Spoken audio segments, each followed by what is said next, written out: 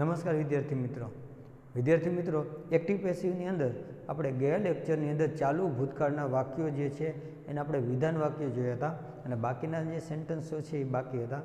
આજે આપણે એની જે એક્સરસાઇઝ છે તેનો આપણે અભ્યાસ કરીશું, જેની અંદર વિધાન વાક્ય છે, નકાર વાક્ય પણ આવી જશે અને સાથે સાથે પ્રશ્નાર્થ છે એ આપણે બે રીતે પૂછાય, તો એનો પણ આપણે સાથે અભ્યાસ કરી લઈએ. અને ચાલો તો વિગતવાર જોઈશું. સૌથી પહેલાં ચાલુ ભૂતકાળ.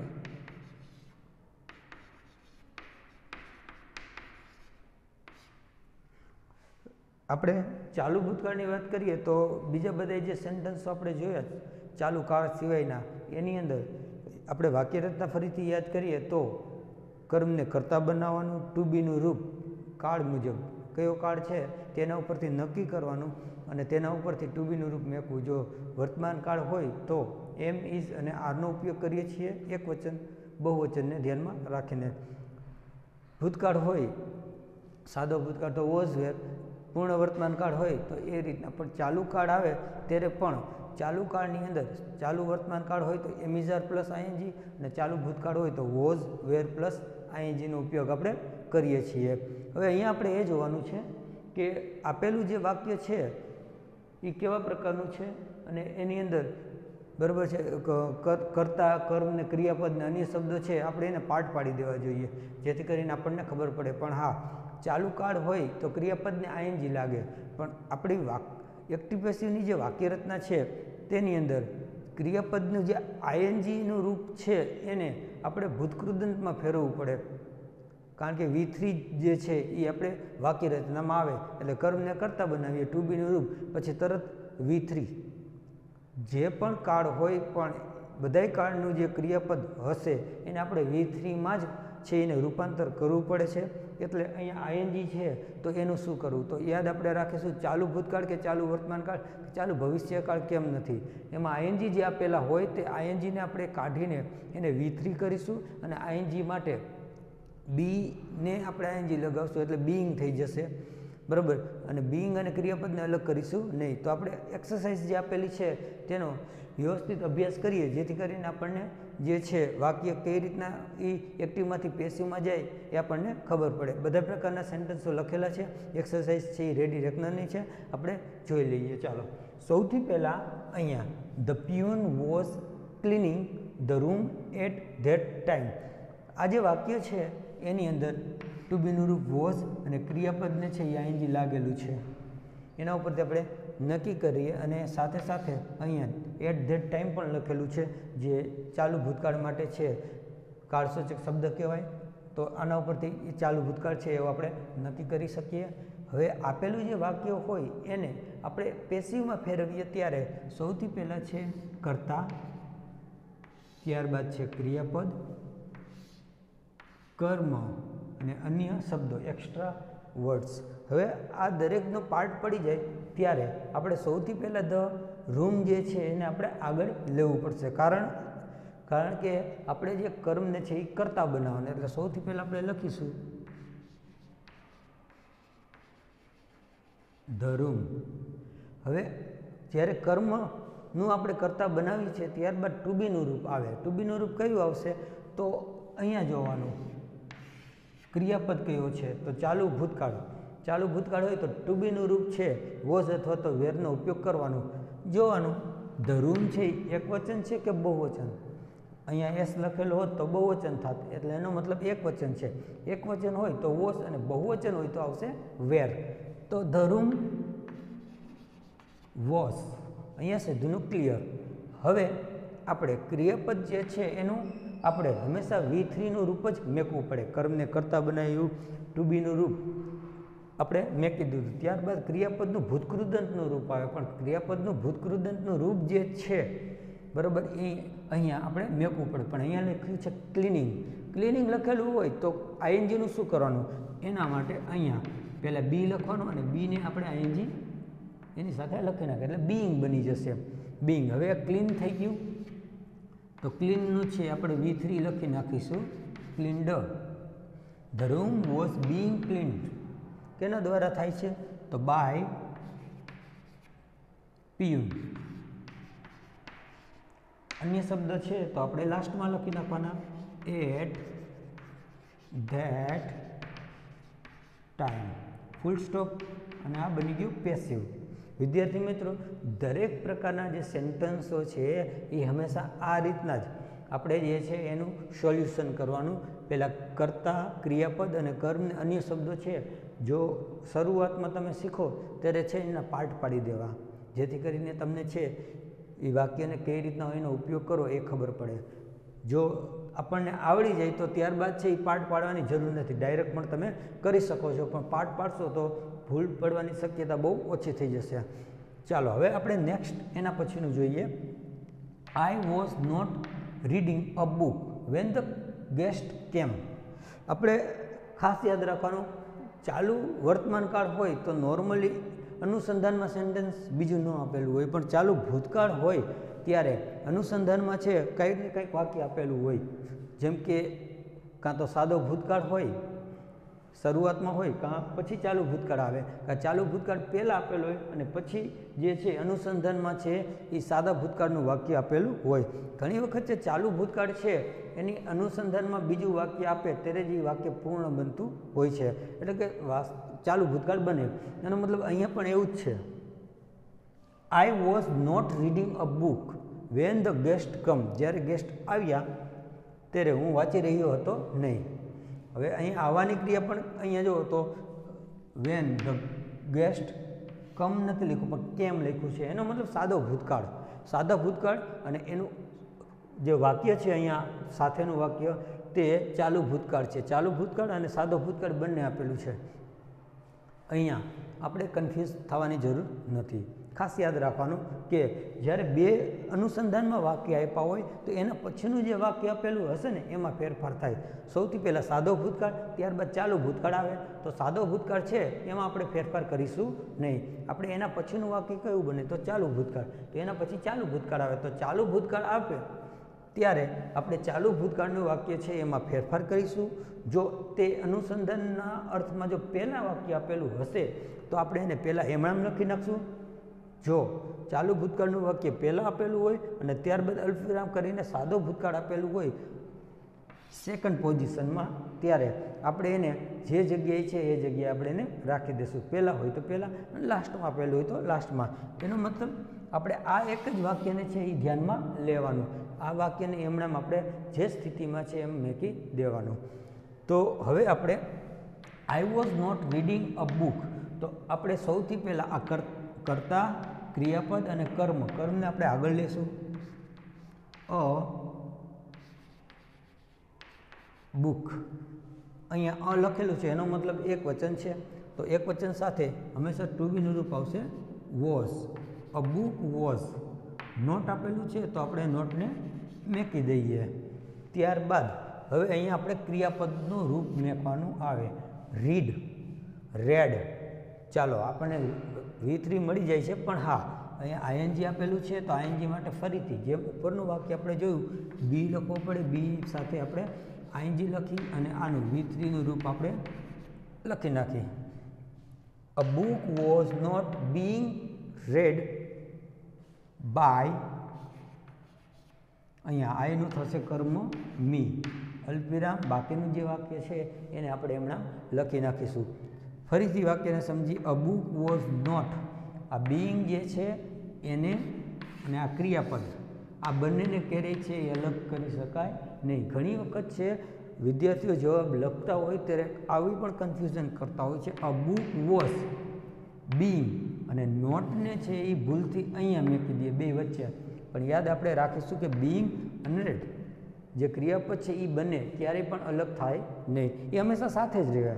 તમે ચાલુ ભૂતકાળ જે છે બરાબર એની અંદર વોઝ પ્લસ કર્યું છે, માની લો કે હવે પ્રશ્નાર્થ બનાવવો હોય તો પ્રશ્નાર્થની અંદર વોઝને તમે ગમે ત્યાં લઈ જઈ શકો, પણ ત્યારબાદ આ બીઈંગ અને રેડ આને છે એ અલગ કરી શકાય નહીં. આને ક્યારેય આગળ કે પાછળ નહીં, પણ બંને હંમેશા છે એ સાથે જ આવશે. A book was not being read by me, અને બાકીનું બધું જેમ આપ્યું છે આપણે એને એમ રાખી દેવાનું. વેન ધ ગેસ્ટ કેમ, ફૂલ સ્ટોપ. પેશી વાક્ય ત્યારબાદ the workers were moving the machine, મશીનને છે તેઓ ચલાવવાના અર્થમાં તો ત્યાંથી ખસેડવાના અર્થમાં આપેલું હોય. તો હવે સૌથી પહેલાં the workers were moving the machine, મશીન્સને આપણે મશીન જે છે એને આપણે આગળ લઈ લઈએ. ધ મશીન એક વચનમાં છે, બહુવચનમાં નથી. એક વચન હોય તો વોઝ મૂકીશું. The machines was. હવે મૂવિંગ જે છે એનું V3 કરવાનું છે, પણ હા અહીંયા પહેલાં આપણે આઈએનજીને આપણે અહીંયા લઈ લઈ બિંગમાં અને મૂવનું કરી નાખીએ V3 moved. The machines was મૂવિંગની જગ્યાએથી the machines was being moved by, કેના દ્વારા થાય છે તો બાય ધ વર્કર્સ.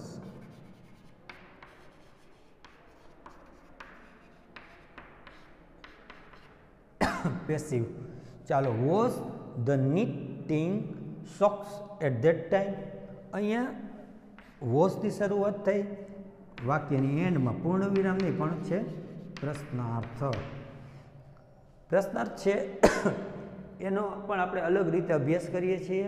એક્ટિવ પેસિવની અંદર આપણે 3 પ્રકારના પ્રશ્નાર્થનો અભ્યાસ કરીએ છીએ. પહેલું, એક સહાયકારક ક્રિયાપદની મદદથી બનતા પ્રશ્નાર્થ વાક્યો, ત્યારબાદ WHની મદદથી બનતા પ્રશ્નાર્થ વાક્યો.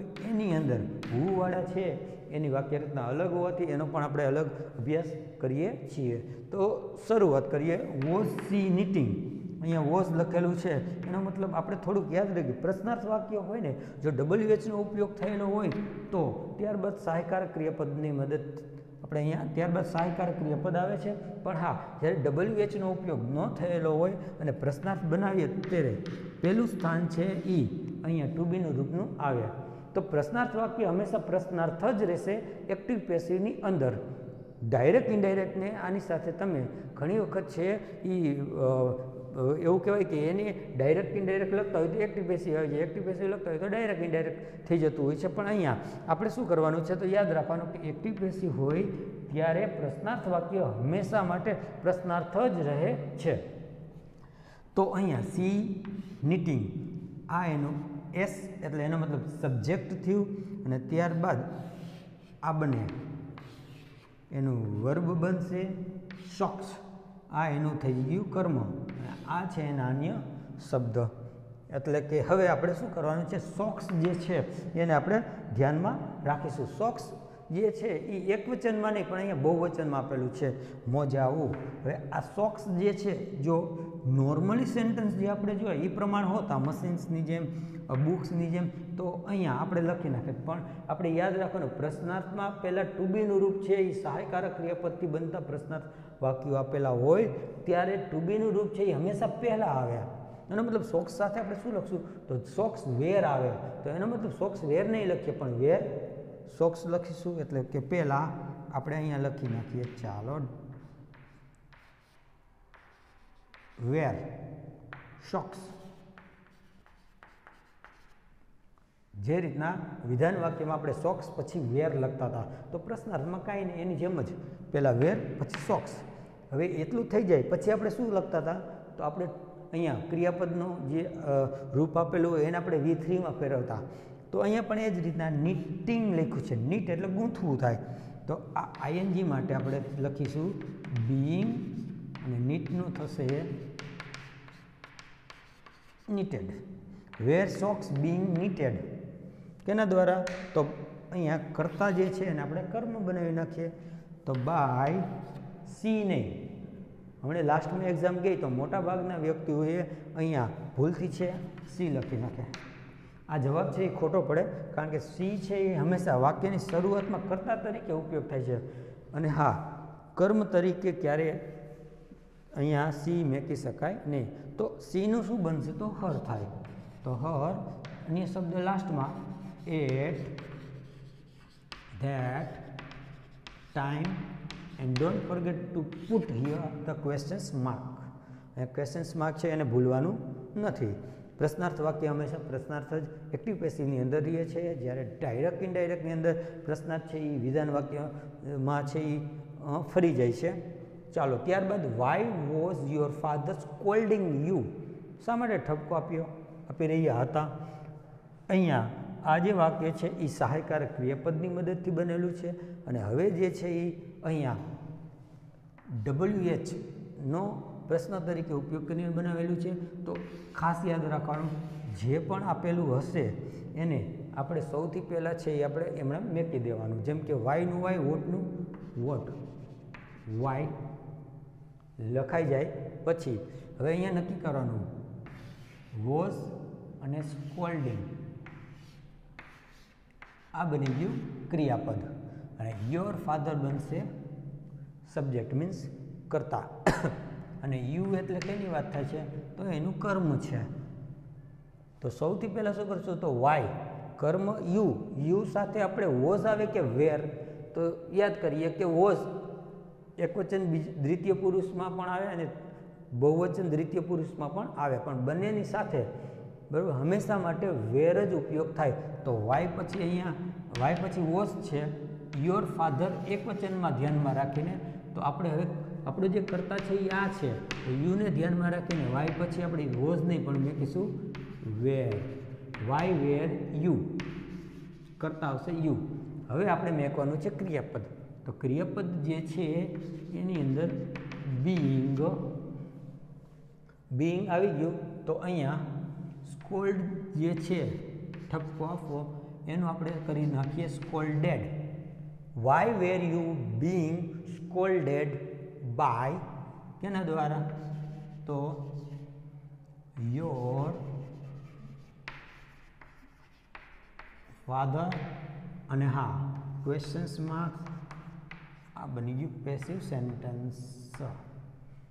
વિદ્યાર્થી મિત્રો અહીંયા ખાલી સહાયકારક ક્રિયાપદની મદદ હોય તો પહેલું સ્થાન હંમેશા WH, જ્યારે ન આપેલું હોય તો છે પહેલું સ્થાન છે એ હંમેશા અહીંયા ટુ બીનું રૂપનું આવે પ્રશ્ન બનાવવા માટે, અને ત્યારબાદ કરતા અને ત્યારબાદ ક્રિયાપદ છે એ ફેરફારવાળું છે એ, અને ત્યારબાદ કર્મ અને અન્ય શબ્દ. અહીંયા પણ એ જ રીતનું, પણ યાદ રાખવાનું કે WHનો ઉપયોગ થયેલો હોય કે હાવનો ઉપયોગ થયેલો હોય તો આપેલું જે સેન્ટન્સ હોય એમાં પહેલું સ્થાન હંમેશા WHનું રહે અને ત્યારબાદ છે સહાયકારક ક્રિયાપદનું સ્થાન આવે, અને પાછું SVO કરતા આ બને થઈને 3 ક્રિયાપદો પછી કર્મને બધું એ રીતનું થશે. તો અહીંયા પણ એ જ રીતના. ચાલો હવે આવે છે વોટ. જે રીતના હાવ અને હાવની જે વાક્ય રચના અલગ આવે તે રીતના વોટની વાક્ય રચના પણ છે ને એ ખરેખર છે ને એ અઘરી પડે દરેક વિદ્યાર્થીઓ માટે. એનું એક રીઝન છે, વાક્યની જ્યારે આપણે એક્ટિવમાંથી પેસિવ કરતા હોઈએ છીએ ત્યારે પેસિવની અંદર આપણે ચેન્જ કરીએ ત્યારે આપણે કર્મની જરૂર પડે. અને ખાસ યાદ રાખવાનું કે જ્યારે વાક્યની અંદર આપણે કર્મ શોધવો હોય ને ત્યારે વોટથી પ્રશ્ન પૂછવામાં આવે ત્યારે આપણને કર્મ મળે છે. એ જ રીતના અહીંયા જો વોટ જ પ્રશ્ન તરીકે આપેલો હશે તો વાક્યની અંદર કર્મ આપેલો હશે નહીં, અને કર્મ ન આપેલો હોય ત્યારે વોટનું વાક્ય જે છે એ ઘણી વખત છે તમને અઘરું લાગે છે. એના માટે એક નોર્મલી વસ્તુ યાદ રાખવાની, પહેલાં આપણે શું કરશું તો અઘરું ન લાગે એના માટે વોટનું વોટ મેકી દેવાનું. ત્યારબાદ હવે વાક્યની અંદર એ નક્કી જ છે વોટ આપેલું હોય તો કર્મ ન જ હોય, કર્મ ન હોવાના કારણે અહીંયા આપણે એ જે કર્મની જગ્યા આવે છે એને આપણે રાખી દઈશું. પણ હા વાક્ય જે છે એને આપણે પહેલાં જોઈ લેશું, બરાબર છે. વોટ ત્યારબાદ લખ્યું છે were you learning at that time, આ રીતનું સેન્ટેન્સ આપેલું હોય ત્યારે.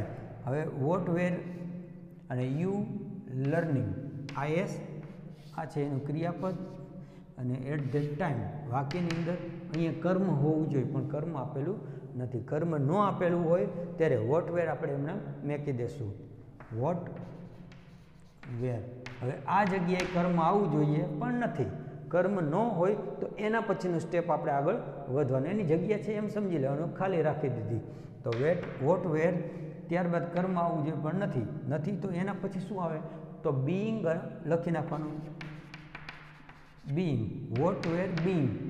લર્નિંગ છે તો લર્નિંગનું આપણે લખી નાખવું લર્ન્ટ.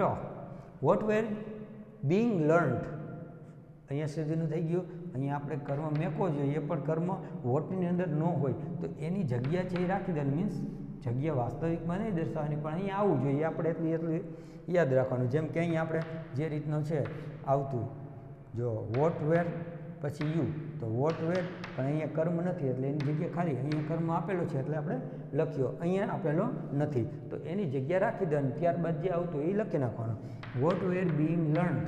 હવે શું આવશે તો બાય તો આપણે લખી નાખીએ બાય યુ. કર્તા તરીકે આપેલું હોય તો કર્મ પણ એનું યુઝ થાય. તો what were being learned by you at અન્ય શબ્દ લખી નાખી ધેટ ટાઈમ ક્વેશ્ચન્સ માર્ક અને આ બની ગયું પેસિવ. યાદ રાખવાનું કે જ્યારે કર્મ ન આપેલો હોય તો કર્મ છે ન આપ્યો હોય તો આપણે પણ લખવાની જરૂર નથી. ન આપ્યો હોય તો આપણે લખી શકીએ નહીં તો પણ હા એની જગ્યા છે એના બાદ જે કાંઈ છે એ પ્રોસિજર હોય એ કરવાની. વોટ વેર કર્મ કરતા બનાવો નથી તો નહીં લખવાનો. Being learned by you at that time. ચાલો તો હવે વોટવાળા જ્યારે વાક્ય આવે ત્યારે આ રીતની જે સમસ્યાઓ જે પહેલાં થતી હોય વિદ્યાર્થીઓ તો અહીંયા છે એ ધ્યાનમાં લેવું જેથી કરીને સમસ્યા નહીં થાય.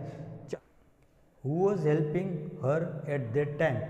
WHની અંદર હુ વાળું આવે ત્યારે એને પણ આપણે અલગ રીતે લખીએ છીએ. એના માટે થઈને સૌથી પહેલાં આપણે યાદ કરી લઈએ. જો વોટથી પ્રશ્ન પૂછવામાં આવે તો કર્મ ન હોય પણ હુથી પ્રશ્ન પૂછવામાં આવે ત્યારે કરતા હોતો નથી. કરતા ન હોય ત્યારે આપણે હુ હોય ત્યારે લખી નાખવાનું બાય હુમ. ત્યારબાદ આપણે ખાસ યાદ રાખવાનું વાક્ય રચના. WHનો ઉપયોગ થાય પછી તરત જ છે એ સહાયકારક ક્રિયાપદ અથવા તો ટુ બીનું રૂપ જે તમે બોલતા હોય તેનો ઉપયોગ કરવો. સહાયકારક ક્રિયાપદ અને ટુ બીનું રૂપ પણ કહેવાય. તો બાય હુમ પછી વોઝ જે છે આપણે છે એ મેકી દેવાનું કારણ કે અહીંયા આપણે છે કર્મ છે એને ધ્યાનમાં રાખવાનું. કર્મ કયું છે આપણી પાસે કરતા નથી પણ કર્મ તો છે. બાય હુમ હર લખ્યું છે. હરનું શું થશે તો એને આપણે કરતા બનાવીશું કર્મને અને કરતા બનાવીએ એટલે સી થશે તો સી સાથે આવશે વોઝ. તો બાય હુમ વોઝ હરનું કરી નાખીએ she. By whom was she. Help લખીએ V3 તો એના પહેલાં આપણે લખવું પડશે બીઇંગ અને ત્યારબાદ હેલ્પનું થઈ જશે હેલ્પડ અને at that time questions mark. વિદ્યાર્થી મિત્રો હુ વાળું આવે ત્યારે બાય હુમ પછી તરત યાદ રાખવાનું આપણે કર્મને ધ્યાનમાં રાખીને વોઝ કા વેર મેકવાનું તો વોઝ સી. અને આપણે હેલ્પિંગ લખેલું હશે તો હેલ્પિંગ માટે ING છે એ બીઇંગમાં લગાવી દઈશું એટલે બીઇંગ અને હેલ્પનું થઈ જશે હેલ્પડ અને અહીંયા અન્ય શબ્દ છે લાસ્ટમાં તો આપણે લાસ્ટ મૂકી દઈશું. પણ હા અહીંયા બાય કરીને સી લખવાની ભૂલ કરતા નહીં કારણ કે ઓલરેડી આપણે શરૂઆતમાં મૂકી દીધું. ચાલો હવે લાસ્ટ આપણી પાસે એક સેન્ટન્સ છે એનો આપણે અભ્યાસ કરીએ. જેમ કે when we went to school the pupils were learning their lessons. પોતાનું લેસન્સ જે છે એ લખી એટલે કે શીખી રહ્યા હતા. ચાલો હવે આપણી પાસે એક ઓલરેડી એવું સેન્ટન્સ હતું જે સેકન્ડ હતું I was not reading a book when the guest came. એની અંદર અહીંયા સેકન્ડ સેન્ટન્સ છે એ સાદા ભૂતકાળનું હતું અને પહેલું જે સેન્ટન્સ હતું એ ચાલુ ભૂતકાળનું હતું. અહીંયા પહેલું જે સેન્ટન્સ છે એ સાદા ભૂતકાળનું છે અને બીજું જે સેન્ટન્સ છે એ અહીંયા ચાલુ ભૂતકાળનું આપેલું છે. સાદા ભૂતકાળમાં ફેરફાર થશે નહીં. જો વાક્યની શરૂઆતમાં આપેલું હોય તો શરૂઆતમાં એમણે મૂકી દઈએ. અહીંયા જો એન્ડમાં આપેલું હતું તો આપણે લાસ્ટમાં મૂક્યું. તો અહીંયા પણ એ જ રીતના van we went to the school એનો મતલબ અહીંયા પણ આપણે પહેલું જે સેન્ટન્સ છે એને આપણે અલ્પવિરામ સુધીનું એમણે મૂકી દેવાનું. ચાલો તો when we went to school. ત્યારબાદ આપેલું જે વાક્ય છે સેકન્ડ એની અંદર the pupils were learning their lesson. આને આપણે પેસિવમાં ફેરવી નાખીએ. હવે પેસિવમાં ફેરવવા માટે SVO હોવું જરૂરી છે. તો ધીયર લેસન્સ છે તો એને આપણે આગળ લઈ લઈએ. પણ ધીયર લેસન પણ ચાલશે, પણ હા આપણે યાદ રાખવાનું ધીયર એટલે કેની વાત થાય છે, એનો મતલબ વિદ્યાર્થીઓના લેસન. તો ધીયરનું આપણે શું કરવું જોઈએ, તો અહીંયા આપણે ધીયર છે એની અંદર આપણે થોડોક ફેરફાર કરીએ. જેમ કે ધીયરનું શું કરશું, તો અહીંયા આપણે એપોસ્ટ્રોફીનો એસનો ઉપયોગ કરીને એવું લખી નાખીએ કે પીપલ્સ લેસન, તો પણ ચાલે. ધીયર એટલે કેની વાત થાય, તો તેઓના લેસન. તો અહીંયા ધ પ્યુપિલ્સ, ધીયર માટે આપણે લખી નાખ્યું ધ પ્યુપિલ્સ અને લેસન. આ બની ગયો કર્મનું કર્તા. ચાલો ત્યારબાદ હવે એક કરતાં વધારે છે, ધ પ્યુપિલ્સ લેસન બહુવચનમાં આપેલું છે. તો ધ પ્યુપિલ્સ લેસન એક વચન છે કે બહુવચન એ આપણે જોવાનું. એક વચન છે તો અહીંયા વોઝ લખીશું, બહુવચન હોય માનો કે તો આપણે વેર લખીશું. ધ પ્યુપિલ્સ લેસન્સ બહુવચન છે તો વેર. ધ પ્યુપિલ્સ લેસન્સ વેર. હવે અહીંયા લર્નિંગ લખ્યું છે તો આપણે લખી નાખીએ બીઈંગ અને લર્નનું થશે learned. The pupils lesson were being learned. હવે કરતા કયું છે, પીપીલ. પીપીલ કરતા છે પ્યુપિલ્સ. હવે પ્યુપિલ એટલે વિદ્યાર્થીઓ. જ્યારે એ કરતા તરીકે આપેલું હશે ત્યારે ખાસ જોવાનું. જેમ કે અહીંયા પ્યુપિલ નથી પણ પ્યુપિલ સ છે, અહીંયા પણ પ્યુપિલ સ કરીએ બહુવચન.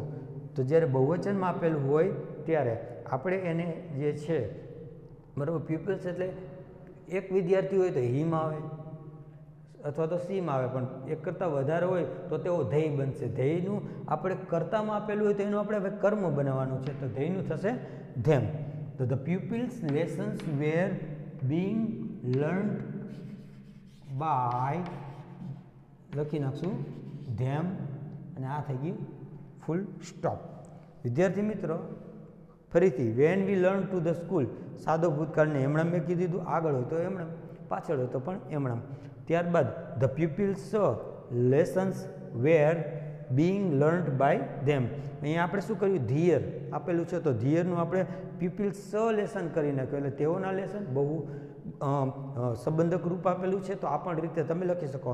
ઘણી વખત ધીયર લેસન્સ લખશો તો પણ ચાલે, પણ ધ પ્યુપિલ્સ લેસન કરશો તો વધારે બેટર લાગશે. અને બહુવચન છે એટલે આપણે વેર કર્યું. પછી લર્નિંગ છે તો લર્નિંગને આપણે કરી નાખ્યું બીઈંગ અને લર્નડ. અને બાય અહીંયા પીપલ એક વચન આપણે સર્વનામાનું વાપરવાનું. પીપલ્સ છે તો પીપલ્સનું શું થશે, તેઓ ધ્યેયમાં આવે, ધ્યેયનું થઈ જશે ધેમ. તો વિદ્યાર્થી મિત્રો હવે આપણે નેક્સ્ટ પીરિયડમાં ત્યારબાદ આના પછીનું જે ટોપિક હશે ચાલુ ભૂતકાળ છે, તો હવે ત્યારબાદ જે આવતો હશે જેમ કે પૂર્ણ વર્તમાન કાળ, તો એનો આપણે અભ્યાસ કરીશું. અને હોમવર્કની અંદર આ જે એક્સરસાઇઝ જે છે એને પાકી નોટની અંદર લખી લેવી.